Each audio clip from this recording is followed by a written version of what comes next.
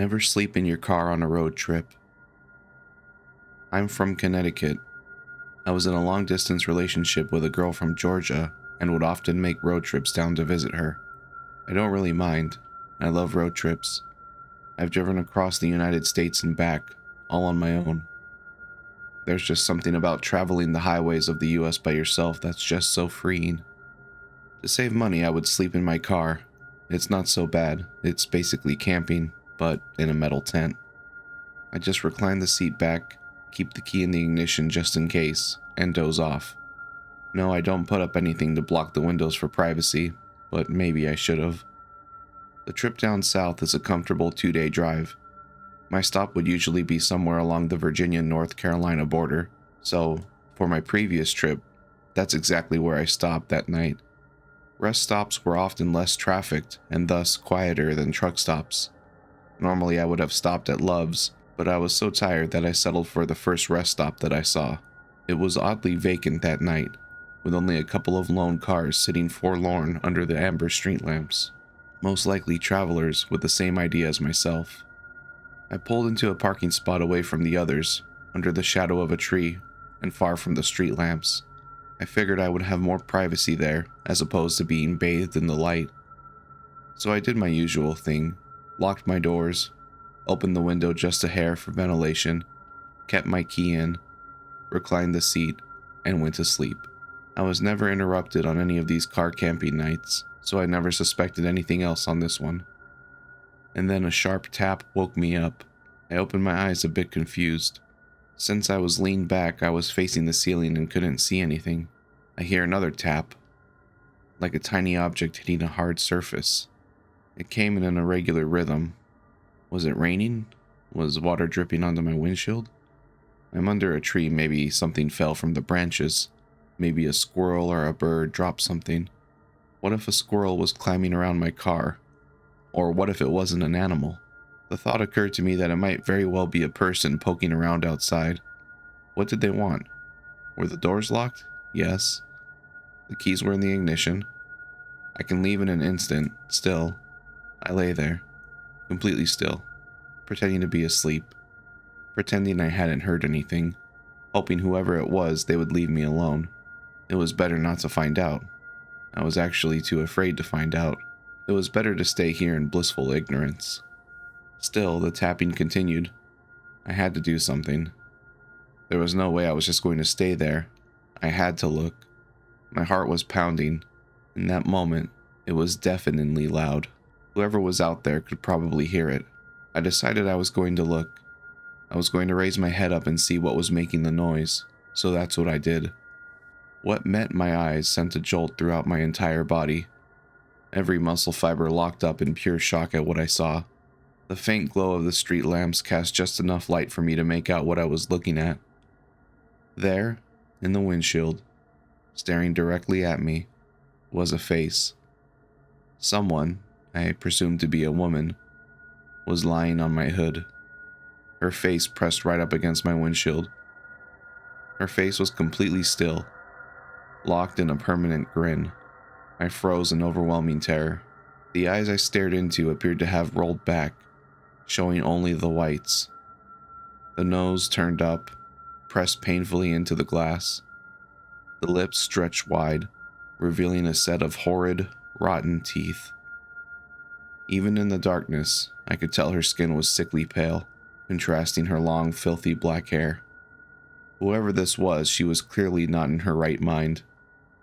I don't know how long I sat there, too afraid to move.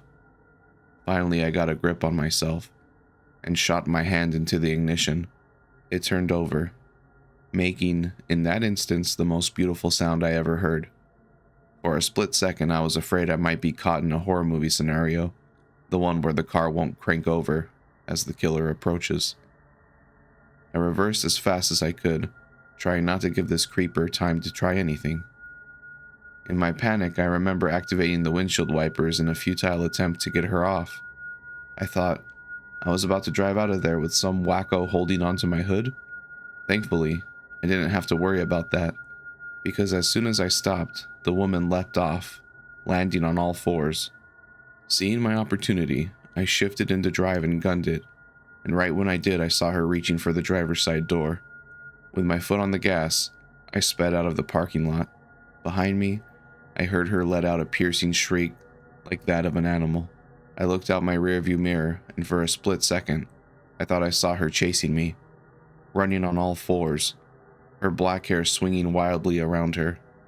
I didn't get a good look as I rounded a curve in the road leading out of the rest stop and merged with the highway. There, I picked up speed and drove through the night. I did not dare stop again until I saw the morning light. The Whispering Ward. Emily's heart raced as she stood before the imposing gates of St. Margaret's Asylum, a forsaken psychiatric hospital concealed deep within the desolate woods. Her passion for urban exploration had led her to this place of shadows and secrets. Legends whispered of the tormented souls that still haunt its decaying halls, luring her with the promise of uncovering the macabre truth. Determined to delve into the darkness, she ventured inside, her flashlight casting eerie illuminations on the dilapidated walls. As she cautiously traversed the crumbling corridors, a suffocating odor of dust and decay assaulted her senses.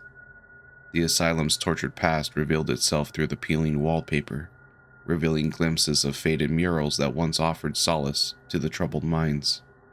The floorboards creaked and groaned beneath her weight, as if burdened by the asylum's unspeakable secrets. A sinister silence enveloped her, broken only by the faint echoes of her own hesitant footsteps. Within one wing, she stumbled upon a long-forgotten room, its door shrieking open as if desperate to release its hidden horrors. Stepping into the chamber, Emily's breath hitched at the sight that greeted her. Broken restraints dangled from the rusted bed frame, and the remains of a crude operating table stood in the middle of the room, dimly lit through a broken window. Her eyes were drawn to a table cluttered with dusty instruments, a chilling display of the crude and brutal lobotomies that had taken place within these walls. The sight sent a shiver down her spine, as she imagined the cries of anguish that must have filled the air, the futile pleas for release from those subjected to these monstrous procedures. But as Emily continued her exploration, venturing deeper into the asylum's depths, she stumbled upon a room that filled her with dread. The flickering glow of her flashlight revealed a morgue, a cold and sterile chamber of death. Slabs of metal, once used to house lifeless bodies, stood as a silent testimony to the souls that had passed through these grim walls. As she cautiously made her way through the morgue, Emily's ears were met with an unsettling chorus of whispers, as if the spirits of the deceased were sharing their final secrets. The whispers seemed to be born from the very walls themselves, seeping into her consciousness with their haunting cadence. Her pulse quickened as she realized she was not alone in the morgue. The air grew thick with a chilling presence, and her flashlight beam revealed figures, ethereal apparitions, draped in tattered hospital gowns, hovering just beyond her reach. Their hollow eyes stared into the abyss, their mouths twisted into eternal screams of anguish. With a sinking feeling, Emily realized that she had become an intruder in a realm reserved for the lost and the damned.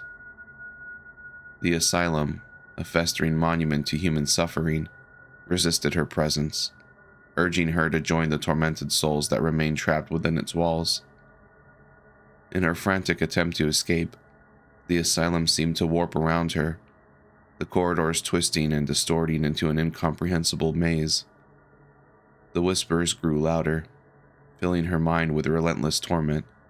Each turn led her deeper into the asylum's heart, where darkness and despair held sway. Overwhelmed by the asylum's malevolence, Emily succumbed to its clutches. She became another nameless specter in the haunted annals of St. Margaret's Asylum, her existence forever entwined with the tortured souls that whispered their secrets in the depths of the Whispering Ward.